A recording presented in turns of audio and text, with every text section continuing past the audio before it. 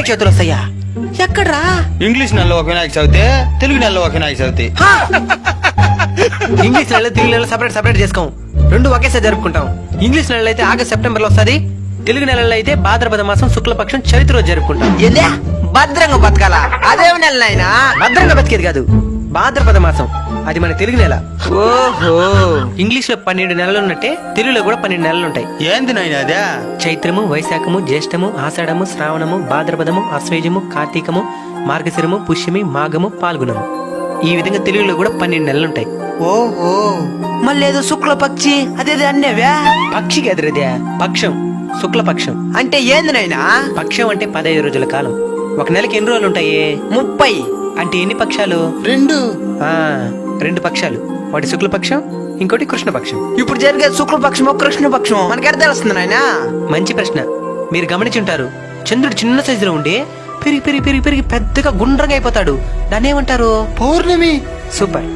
ఈ విధంగా చిన్న సైజులో ఉన్న చంద్రుడు పెద్ద సైజులో గుండ్రంగా మారడానికి 15 రోజుల టైం పడుతుంది. ఈ 15 రోజుల టైం నే శుక్లపక్షం అంటారు. అయితే కృష్ణపక్షమా? మళ్ళీ గుండ్రంగా ఉన్న చంద్రుడు కరిగిపోయి కరిగిపోయి కరిగిపోయి అసలు కనబడకుండా అయిపోతాడు. దాన్ని ఏమంటారు? అమావాస్య. ఎక్సలెంట్. ఈ విధంగా గుండ్రంగా ఉన్న చంద్రుడు కూడా పూర్తిగా మాయమైపోవడానికి 15 రోజుల టైం పడుతుంది. దీన్ని కృష్ణపక్షం అంటారు.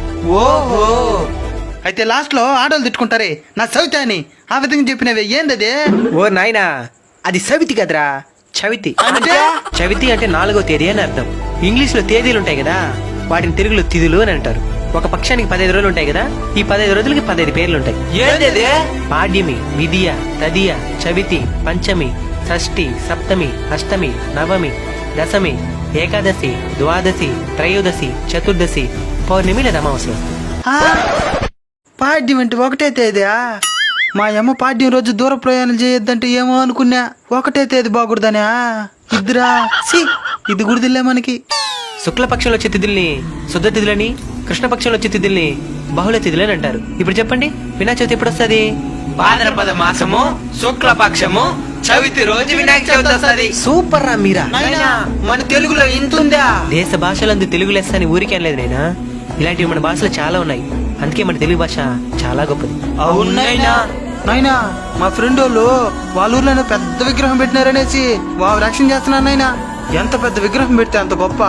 వినాయకుడు ఎత్తుబట్టి గొప్పతనం రాదు నైనా, మన భక్తి శ్రద్ధలతో చేసే పూజల వల్లే గొప్పతనం వస్తుంది. నువ్వు నీ చేతులారా చిన్న గణపయ్యని చేసి ప్రేమగా పూజలు చేసినావు అనుకో, గణపయ్య 100 అడుగుల విగ్రహాన్ని వదిలేసి కూడా నీకోసం ఆ చిన్న బొమ్మలోకి వచ్చి నిన్ను ఆశీర్వదిస్తాడు. గణపయ్య పుట్టినరోజు గణపయ్యకి పూజలు చేయడం కంటే కూడా ఆపదలో ఉండే వాళ్ళకి సహాయం చేసినాం అనుకో, గణపయ్య చాలా సంతోషిస్తాడు. అందుకే కదా మనం అన్నదానం చేస్తున్నావా? పాయింట్ పెట్టేను. నైనా, ప్లాస్టిక్ తో చేసిన ప్యారిస్ బొమ్మను ఉపయోగించకూడదన్నా? అది ప్లాస్టిక్ ది చేసిన ప్యారిస్ బొమ్మ కాదు, ప్లాస్టర్ ఆఫ్ ప్యారిస్. ఓహో, అదే నాయనా, దాన్ని దేనికి ఉపయోగించకూడదు? అది ప్లాస్టిక్ లాగా భూమిలో తొందరగా కలవదు నైనా. నీళ్ళలో వేసినావు అనుకో, నీళ్ళలో ఉండే జీవరాశులకంతా హాని కలిగిస్తుంది.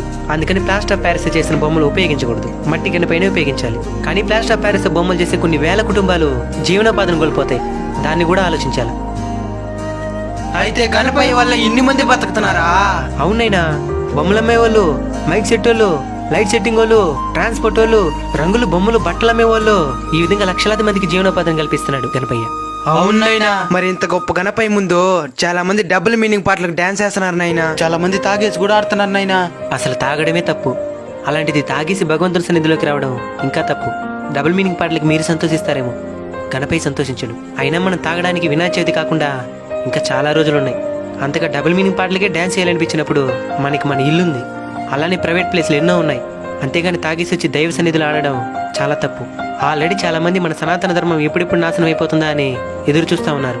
అలాంటి వారికి మనం చేసి ఈ పనులన్నీ ఆయుధాలుగా మారిపోతాయి. తాగేసి గుడి దగ్గర ఆడడమే మీ సంప్రదాయం అని ప్రశ్నిస్తారు. దానికి మన దగ్గర సమాధానం ఉండదు. మనం ఈ రోజు ఉంటాం, రేపు పోతాం. మన సనాతన ధర్మం వేల సంవత్సరాల చరిత్ర కలిగింది. దానికి ముప్పు కలిగించే పని మనం ఏ రోజు చేయకూడదు. అయినా ఇప్పుడు కాకపోతే వినాయక చవితి ఈ విధంగా జరుగుతూ ఉంది. కొన్నేళ్ల క్రితం వినాయక చవితి అంటే భక్తి శ్రద్ధలతో కూడిన పూజలు, భజనలు, అన్నదానాలు. మనకి నిజంగానే ఆడాలనిపిస్తే సినిమా పాటలోనే మంచి బీటున్న దేవుడి పాటలు ఎన్నో ఉన్నాయి. అట్లే డ్రమ్స్ మ్యూజిక్లు ఎన్నో యూట్యూబ్లో అవైలబుల్గా ఉన్నాయి. వాటికి ఆనందంగా గణపయ్య ముందే ఆడదాం. గణపయ్య ఆనందిస్తాడు, మనము ఆనందిస్తాం. అంతేగాని ఇలా తాగేసి వచ్చి ఆడటం, డబుల్ మీనింగ్ పాటలు చాలా తప్పు. దీనివల్ల భవిష్యత్తులో చాలా అనర్థాన్ని ఎదుర్కోవాల్సి వస్తుంది. కాబట్టి దయచేసి అర్థం చేసుకోండి. ఈ వీడియోని వీలైనంత మందికి షేర్ చేయండి. వ్యూస్ కోసం కాదు, కొంతమంది అయినా మారుతారనే ఆశ. మీరు కూడా మీ కుటుంబ సభ్యులకి, స్నేహితులకి అర్థమయ్యేటట్లు వివరించండి. అవును, మీకు వినాయక చవితి శుభాకాంక్షలు చెప్పడమే మర్చిపోయాను. అన్బీటబుల్ కల్చర్ కుటుంబ సభ్యులందరికీ వినాయక చవితి శుభాకాంక్షలు. మంచి ఇన్ఫర్మేషన్ వీడియో అందరికి షేర్ చేయండి. జై హింద్.